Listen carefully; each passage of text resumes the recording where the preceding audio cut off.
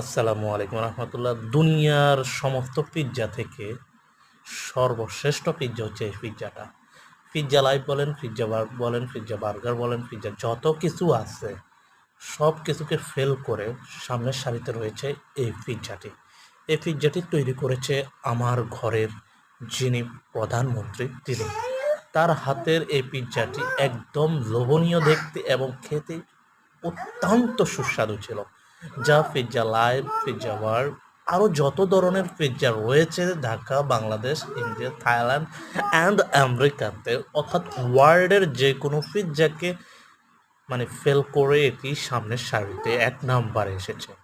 আপনি জাস্ট কালারটা দেখুন, অসাম কালার ছিল, অসাম, জিভে জল চলে আসার মতো এই পিৎজাটি ছিল।